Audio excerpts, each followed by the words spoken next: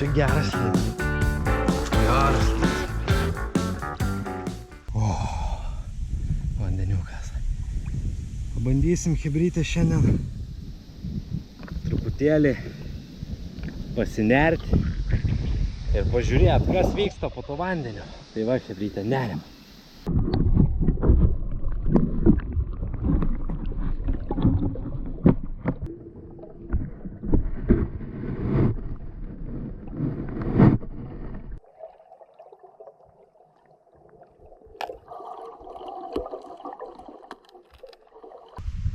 Ką, bičiuliai, viskas, kamera vandenyje. Tuoj greitai jau kelio. Bum, bum, bum. Plūdelę. Žiūrėsim, ar čia pas mus atplauks.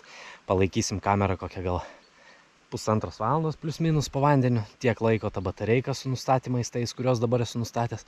Žiūrėsim, galbūt pamatysim kažkokių įdomių vaizdų. Yes. Žiauriai įdomu. Šiandien net nežinau, ką labiau norėčiau pamatyti. Ar lyną rankose, ar gražiai besimaitinantį lyną. Nu, nežinau, žiūrėsim chebrytę. Gal šiandien ir tą pamatysim.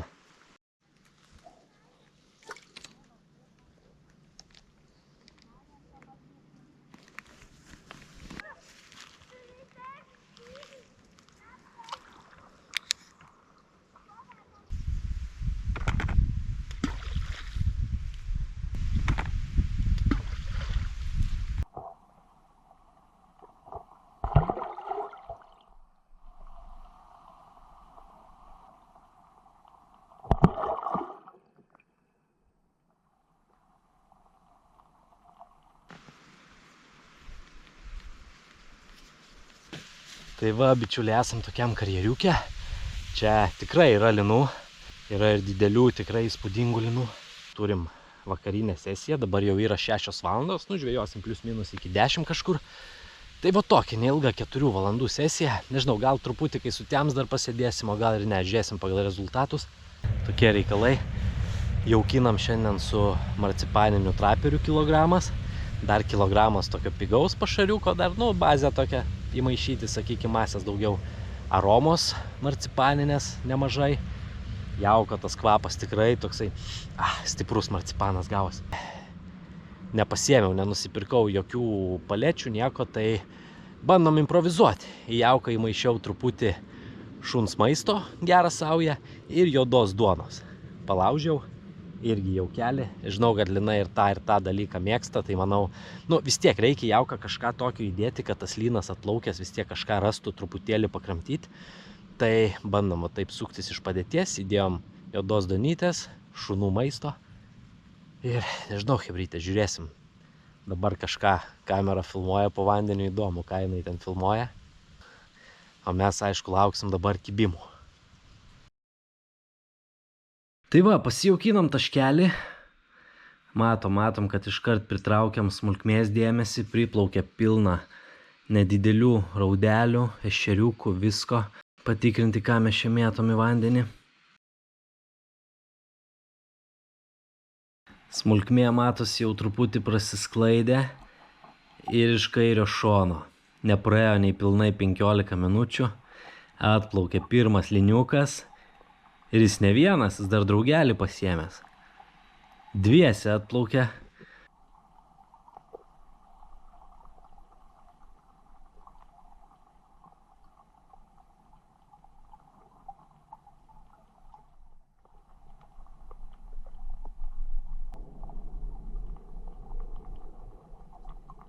Matėt, chebrytė?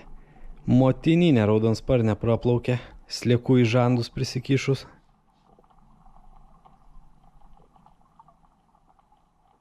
Įnirtingai jie čia rausė, kaip 2 draugeliai po gero baliaus McDonald'e. Kramto viską iš eilės.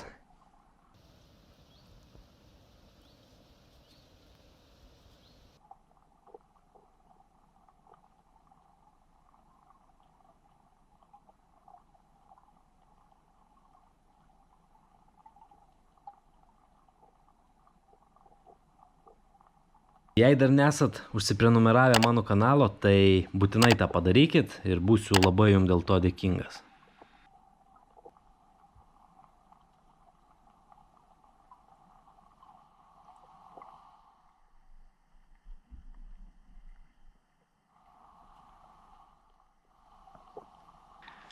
Šita linų porelė geras porą minučių rausėsi mano taške, bet slieko jie taip ir neparagavo. Matom.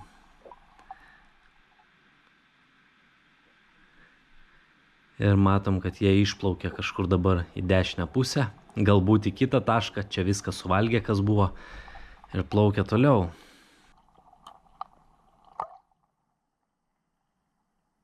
Jaukinam 2 taškus.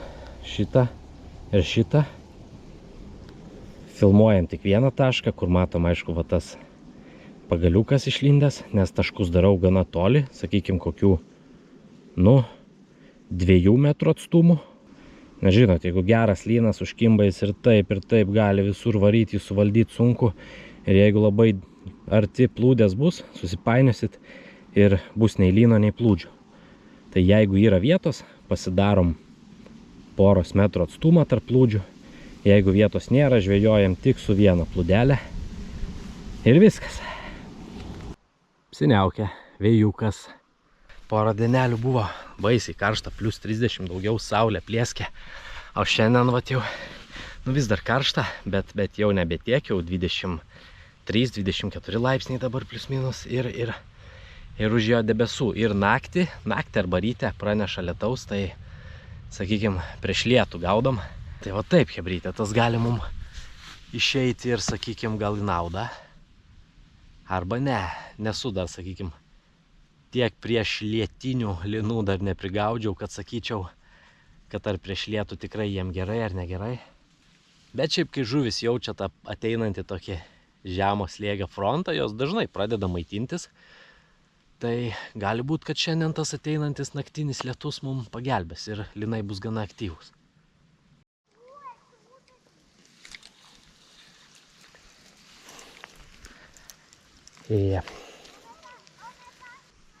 Kukurūziuko nebebandysim, bandom vėl kokštelį nedidelių slikučių.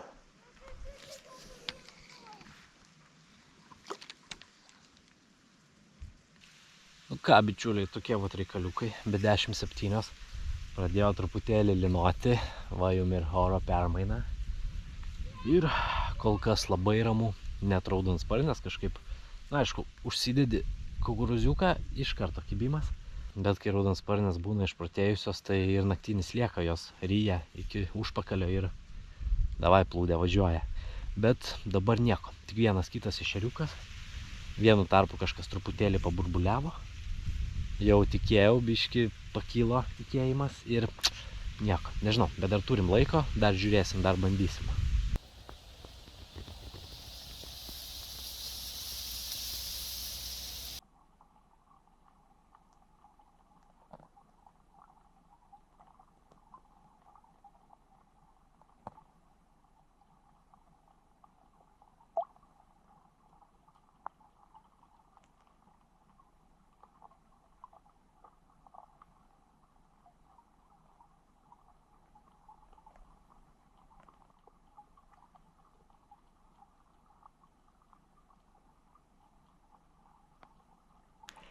Nežinau, chebrytė, ar matėt, bet ką tik rimta torpeda praplaukė pro šoną.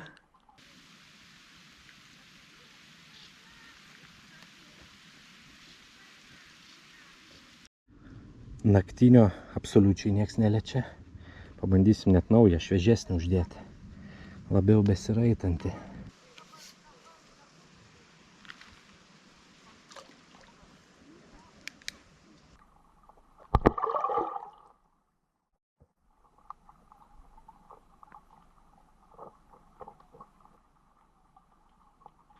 Padarėm antrą jaukinimą į tą patį taškelį.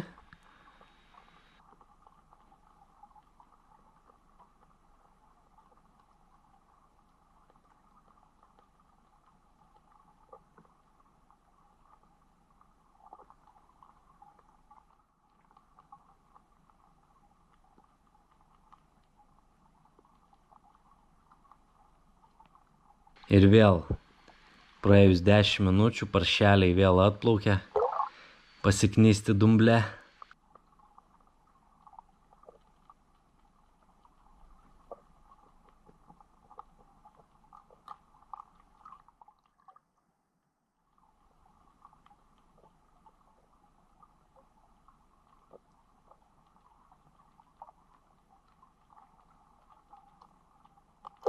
Matos, kad tikrai nėra drovus, kameros nebijo. Visiškai ta kamera nesudaro jam problemų. Knistis dumbliai ir valgyti viską, kas yra ten tam mano taškelėje. Išskyrus slieko. O slieko jie kažkodėl dar neparagavo.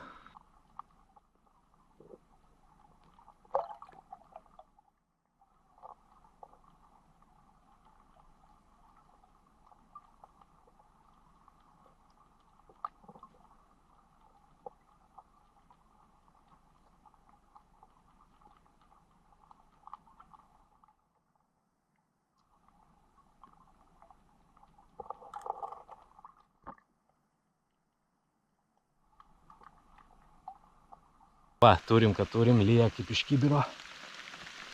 Prognozės pranešinėjo, kad lis naktį arba ryte. Bet pradėjo dabar lyti. Nu, kaip visada, truputėlį nepataiko, bet yra kaip yra.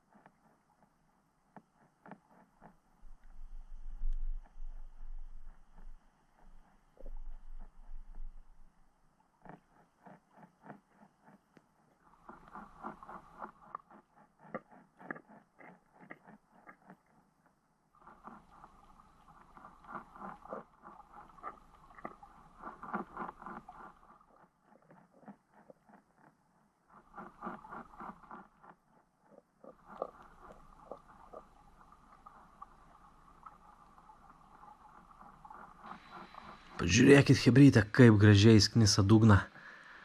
Matom tuos nedidelius burbuliukus kylančius, kai lynas knisa dugną. Tuos, kurios dažnai matom prie plūdės ir sprendžiam, kad galbūt mūsų taške yra lynas. O dabar galim pažiūrėti iš kitokio rakurso, iš po vandens. Labai gražiai atrodo.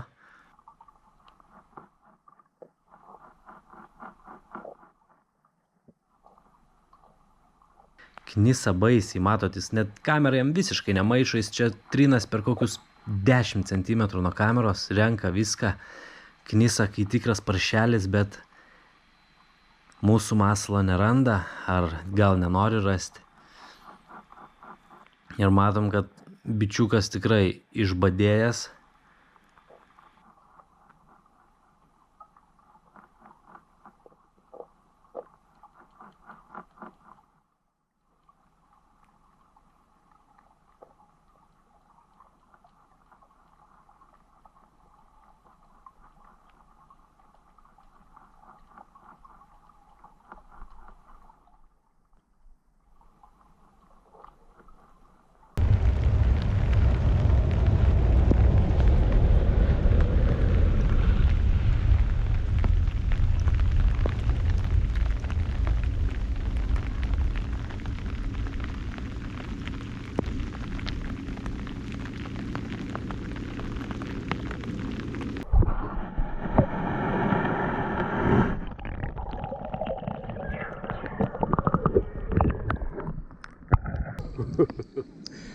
Ką chebrytė, tai pažiūrėsim, ką čia prifilmavom.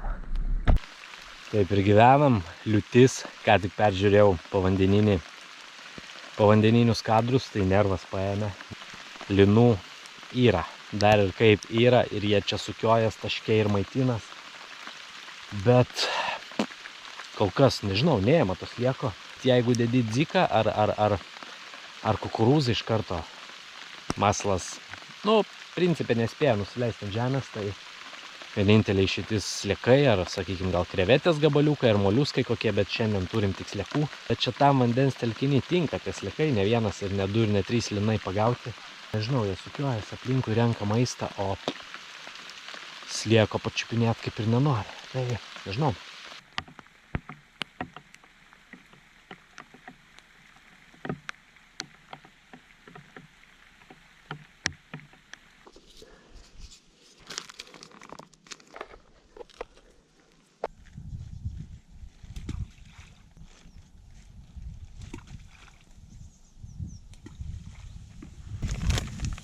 Laukiam tą lietų, lyjo visą naktį, visą rytą, nustojo ir važiavom vėl pabandyti iš ryto. Turim apie 7 ryto, ką tik sumetėm vakarykštį likusį jaukelį.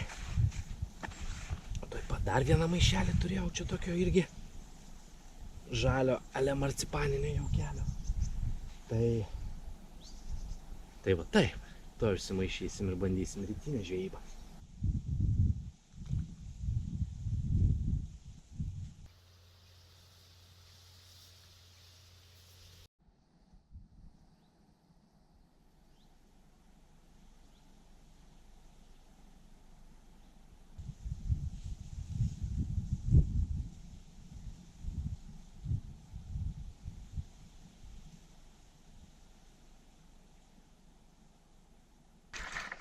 Opa, kažką turim chebrytę.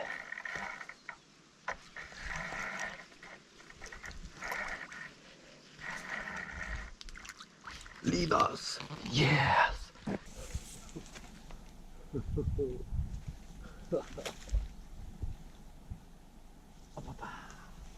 Yes, chebrytė, pagaliau, rytinis. Va, tas gražuolis, kur vakar ten knisasi, bet kibimas toks, blemba, galvojau ne lynas. Grinai kaip ešeriuko, bet buvo lynas. Okei. Po lynuko dar greitai truputį jaukelio.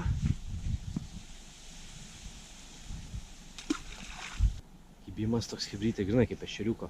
Greitai plūdė į šoną nuvažiavo, sustoja. Jau galvojau, trauksiu lauk slieką, iš naujo nugriaužtą perdėti. Ir vėl truputėlį pradėjo važiuoti. Kirtau. Ir didelė žuvis, linukas auksinis. Nu ką, gerai, va.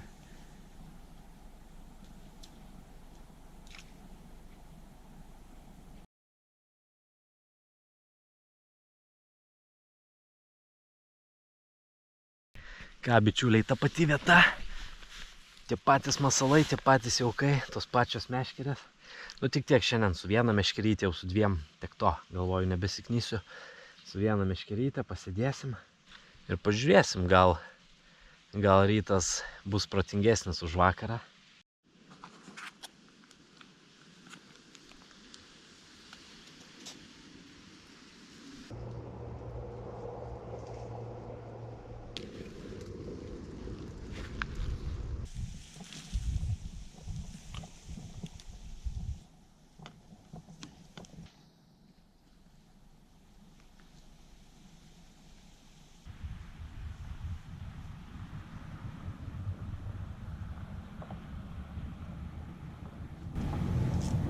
Turim.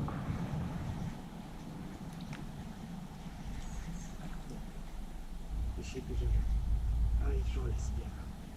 Arba baužys. O, čia geras lynas. Geras lynas, chebrytė.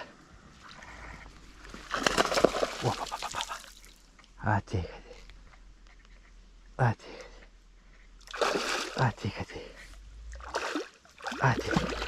O, chebrytė.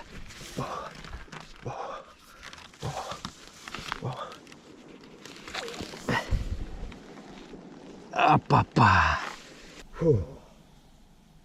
Kovytė buvo nebloga, kai jis davė čia į tą žolę.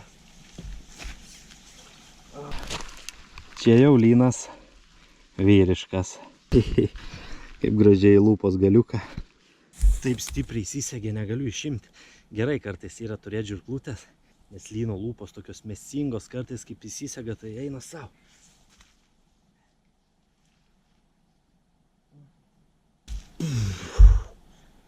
Galingas. Čia jau lynas galingas. Ką, linukai, nenorėjai man vakar kibti vakare? Šiandien užkibai. Buvai nufilmuotas vakar nusikaltimo vietoj.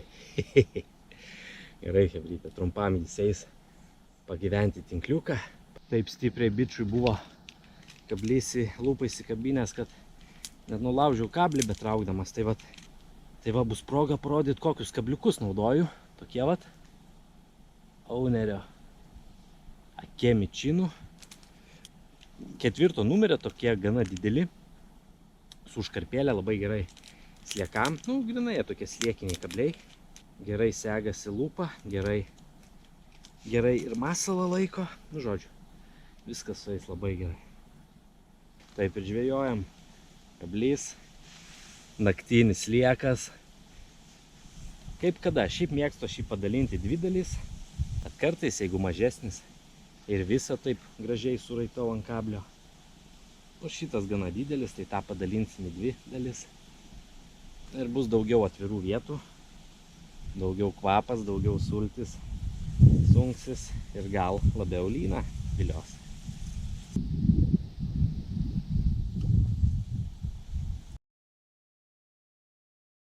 Šiandien turim tokį stiprų vėją tiesiai į veidą, tai daug to, sakykime, tokio laisvo palaido valo nepalieku. Tai tas antras lynas man net spėjo įtempti tą valą. Tai va, hebrytė, šiandien linai kaip karpiai eina.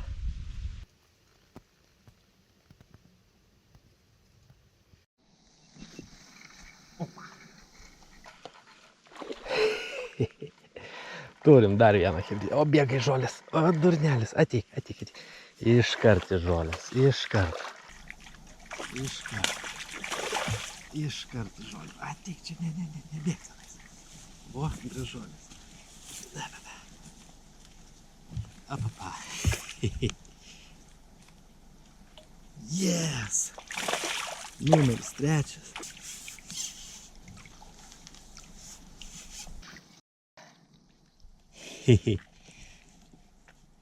Gražiai lupytas kampą. Apa, hebrytė. 3 gražuolis. Neypatingai didelis, bet liuks. Labai gražu.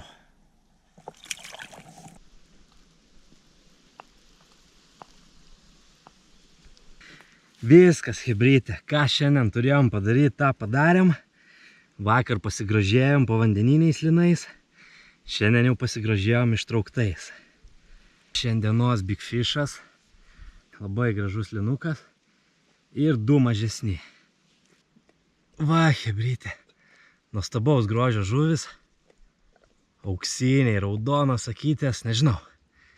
Tik tais turbūt upėtakis man yra gražesnė žuvis už lyną. Mes jų daug nebekankinam. Ir einam dar paskutinį kartą pasigrožėti jais nuplaukiančiais.